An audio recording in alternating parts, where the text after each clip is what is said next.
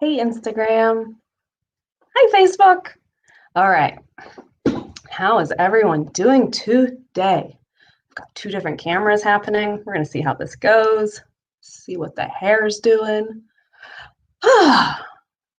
What is today? Tuesday. Happy Tuesday. I hope you're doing well. Um, my name's Brittany Ross. If you don't know me by now, I am just a regular woman who has paid off over $170,000 in debt. I run an Amazon-based e-commerce business with my husband from home and have been doing that since 2012. And I teach money to entrepreneurial women because I think women are going to change the world. And in order to do that, we got to be good with money, right? Okay, so let's let a few more people get in here. Let's see. Hello, Facebook. How are you? Okay. Today, we're going to chat about spending. So 60% of Americans, and this is according to a US bank study, they can't answer some really basic questions about their own personal money. And what do I mean? I mean things like, how much did you spend on food last month? How much did you spend on Amazon last month? Right? That's a big one. When I was reading all these different financial books and trying to figure out why we felt so broke, even though we made good money, Amazon wasn't a big spending category for us, but it is today. Food was our big one. We had no idea how much we were spending on food. So back in 2005, 2006, 2007, those were the years where I realized I was making more money than I've ever made before. My husband's business was doing well. He had an eBay business selling antiques and collectibles. So we were at this place financially where the numbers looked like we should be doing really well, but we couldn't afford vacations, and we felt like we just felt like there was more. What's the quote? There's just more month than money. And I can remember saying to my husband, we make too much money to feel this broke. Why are we broke? And the truth is, we didn't know where our money was going. And it turns out 60% of Americans don't know where their money is going right now. So that's what we're going to look at. And why do we care? Why do you care where your money's going? And the reason is, it's up to you to prioritize where your money needs to go if you want to accomplish goals, achieve dreams. So for me, the reason I wanted to get really good with money and get out of debt and figure things out and just get a handle on my life is it really started to hit home for me when I had my first child, my daughter, and I was commuting 2 hours a day to get to work. And it was a really cutthroat job. Banking can be really cutthroat. There was a lot of high pressure sales goals. Didn't feel, I mean, I know it's cliche to say, but it didn't feel heart centered to just push checking accounts on people. But I also felt like we owed way too much money for me to ever quit my job. All I wanted to do was come home. I didn't know if that meant running my own business. I didn't know if that meant being a stay at home. I didn't know. But I knew I wanted to come home. I knew I wanted flexibility and freedom. And doing this spending audit that I'm going to teach you how to do, it's very simple. That began to open the doors because I was like, oh, well, there's where our money's going. See if I can get some words out. That's where our money's going. We're eating it. For us, we were spending about $1,200 a month on groceries and eating out. And at the time I first did this spending audit, there were two of us. Two people, $1,200 a month. I'm sorry, especially where we live. And this was 15 years ago. That's bonkers. Hey, cheers. All right. So the first part of doing the spending audit is we've got to track our spending. And what I want you to do, instead of, you can start today and track your spending going forward, but I would really like you to grab 90 days worth of bank statements, credit card statements. I want you to look back at how you've been spending So that way, when it comes to budgeting, you'll have a better idea. And what I want you to do is, again, grab those bank statements, and then you can use, my notes are over on a computer over here. If you could just see this setup. I feel really tech savvy right now. So what you're going to do is grab those statements, and then you can either use a blank sheet of paper, which is the absolute easiest. You could even in the beginning, you can just write on the statements if you need to, and then transfer. It can be as messy as you need it to be. This is just for your personal internal use. You're not going to publish this. You're not showing it to anyone. I don't need to see it. So this is just for your use. You're going to go through. Oh, and again, you could use an app like Mint. Banking, like your online banking probably has tools that will help. And me personally, I like a spreadsheet because I can just type stuff in and I can punch in a formula and it'll do all the hard work for me. And you're going to go down through and you're going to start looking at your categories. And some of the categories, the big ones, are going to be housing related. So it could be mortgage, property taxes, rent, insurance that's related to where you live, clothing. I know we just went back to school, so if you had to buy clothes for your kiddos, maybe, it's a new season. There's always seasonal shifts. Maybe you realized that those jeans aren't fitting quite as well after quarantine, or maybe you're just sick of them. Maybe they're worn out. I don't know, but we do have to buy clothing, right? Entertainment is a big one. So streaming services, events, concerts, not that there's a bunch right now, but gaming, if you're buying video games, if you're paying for like Xbox Gold or anything like that. I lump those as entertainment. Childcare is a big one. Don't forget that. All your different insurances can be lumped together. Utilities could all be lumped together. Anything that has to do with transportation. So your car payments, fuel, parking, tolls, maintenance, repairs, tires, whatever. Pets, don't forget our little furry friends, our little furry family members, because their costs can add up too. Personal care could be things like gym membership, medical costs, salon and spa if you get your hair done. And then if you spend at certain retailers, you may want to lump them separately. So some of the big ones I see in people's budgets are Amazon, Target. What were some of the other ones? Amazon, Target. I see Hobby Lobby a lot. So if you're like decorating your house, there's another one, and it's not. Starbucks. So for you, it could be totally different. But if you find that you're spending a lot of money at one location, one retailer, maybe give them their own category so you can really get a good picture of where your money has been going. And when it comes to food, I do recommend that you look at groceries and then like dining out or takeout, delivery. So break those apart, and that will give you a little bit more insight into your eating habits. So like I said, for us, we were spending $1,200 a month. 800 of that was eating out and 400 was groceries. And guess what got thrown out a lot? Leftovers. Lots of leftovers getting thrown out. So big waste of money there. So I'll be completely honest with you. I haven't done a spending audit in a while. I have a cash flow worksheet where I punch in my expenses as they come out and I can project them out. So I know what my bank balance is going to be in about 4 weeks, 6 weeks, somewhere in there. I have a good idea. So I have an idea of what we're spending each month, each week in different categories.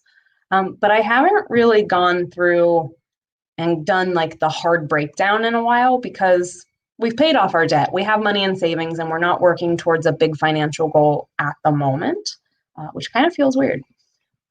But I went ahead and, for the sake of transparency, let's look at this statement. So I've got last month's, this is the credit card statement. Even though I've paid off all of our debt, I do use credit cards.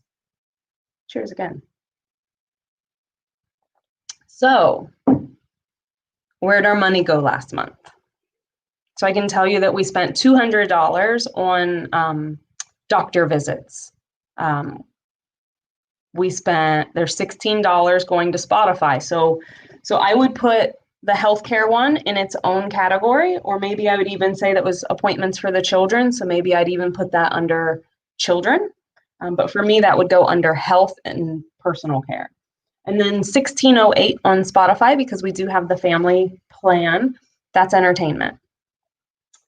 Adapted Mind is one of our homeschool curriculums. So I would break that out, and maybe I would have a separate category for education, or again, maybe it just goes lumped under children, because children cost you a lot of money. I'm here to tell you that. It's worth it, but they cost a penny or two. Sam's Club, we went to Sam's Club and stocked up on some snack foods and things for homeschool, so I'd put that under groceries. And then we go down through all of the different transactions, and I went ahead and I added up Amazon. We spent $604 at Amazon.com in the month of August. So, is that good or bad? What do you think? Good or bad?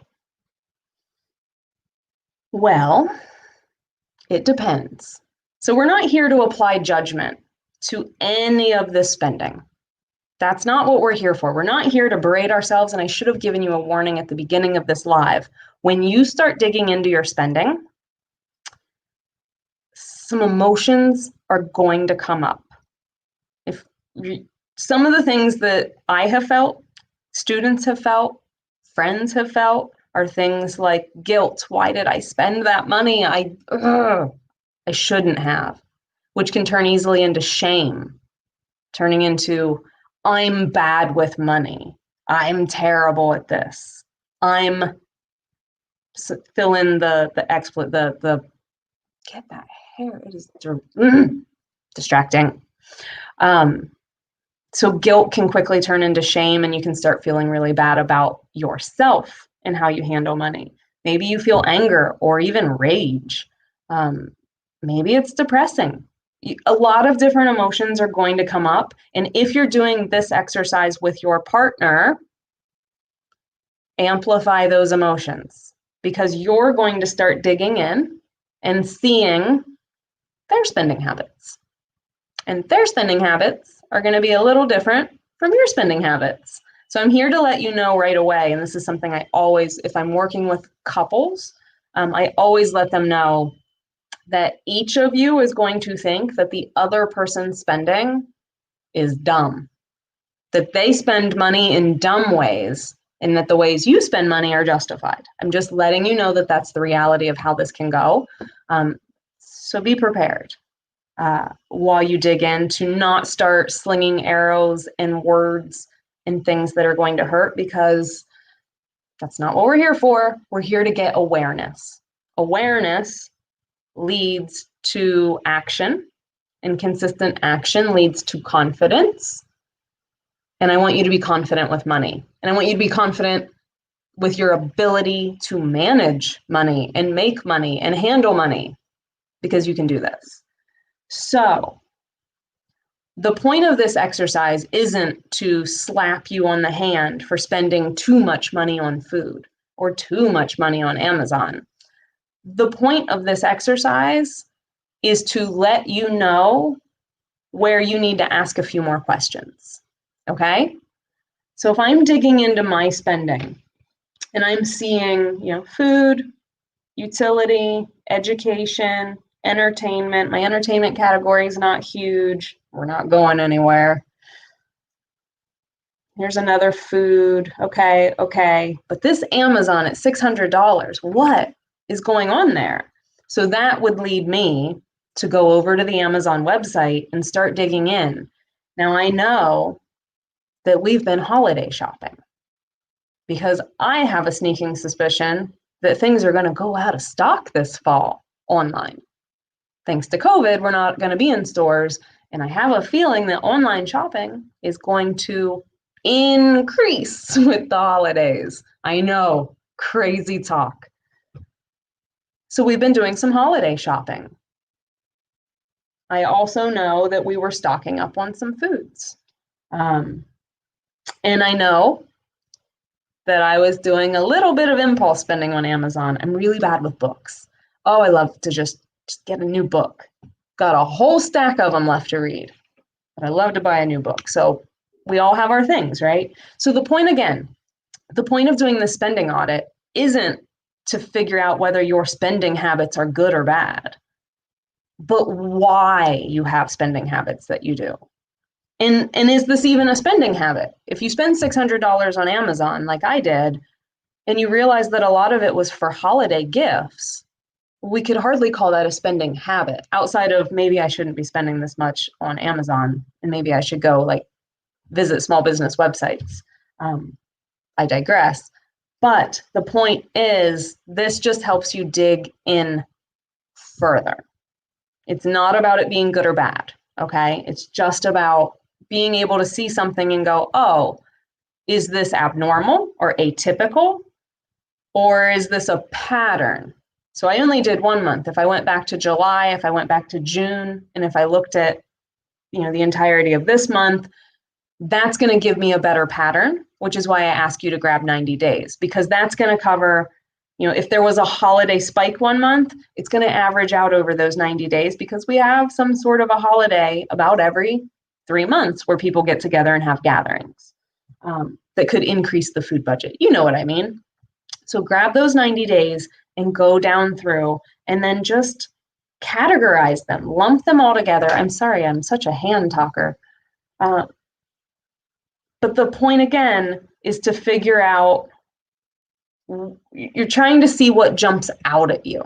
What stands out when you do this exercise? Maybe you're going to see, oh, we spend a lot of money eating out and we are throwing away a lot of groceries. And I think we're eating out because we're stressed and we don't really have a good routine right now. And so maybe what I need to do is figure out a meal plan. Maybe that's where my focus should be on my spending. So that's what we're doing there. And like I said, we were so sick and tired of feeling broke, even though we knew we made good money. And then we realized, like, we wanted to take nice vacations. We said we did. And then we bought food. So technically, we were eating our vacations. So that's what it was for us. Now, there's a few things I want to cover with you. One thing I'd like to have you do when you're doing this spending audit is to determine what is reasonable for certain categories. That will help you figure out if you feel like you're spending too much in a category, or if you're like, wow, we really don't spend a lot in here, and that's cool. So there are some recommendations as far as like what you should spend on certain categories. These are not hard and fast rules. Your circumstances could be different, but let me go through them just to give you an idea. Housing, rent, mortgage, insurance, property taxes, anything that is associated with housing costs should be 25, and definitely, and I do think this should be a hard and fast rule, no more than 35% of your income, your take-home income. This is what happened in 2008, guys. People were taking out these huge mortgages and these huge mortgage payments. We did the same thing. This is not judgment. We did it. And they were paying like 50% of their income in their mortgage. And then one thing goes wrong and you can't make your mortgage. Like one thing is all it takes. And you can't make your mortgage payment. Okay, so that's why we want to keep our housing. I recommend 25%. A lot of experts even say 35%. So somewhere in that range. Again, not good or bad. We'll go with maybe healthy. That's a healthy percentage of your income to be going towards housing. Transportation, a lot of experts recommend about 12.5%. If you are paying debt and trying to get out of debt, a lot of experts recommend that you put aside about 12.5% of your income going towards that. Savings, 10 to 15% of your income. This is rewarding your future self, taking care of future you, loving future you. And then general living would be about 25 to 35% of your income, and that would be all of your entertainment, education, food, 25 to 35%. Now, you may go through, and I do encourage you when you get these categories to figure out what percentage of your income that they are. And then if you see that maybe you're only spending 15% on housing, and maybe a whole bunch of percentage is going towards food and not a lot going towards savings, and maybe you want to shuffle some things around. Maybe you're like, I really would like to save 10%. And in order to do that, I need to attend a couple less concerts. I need to go to Target less.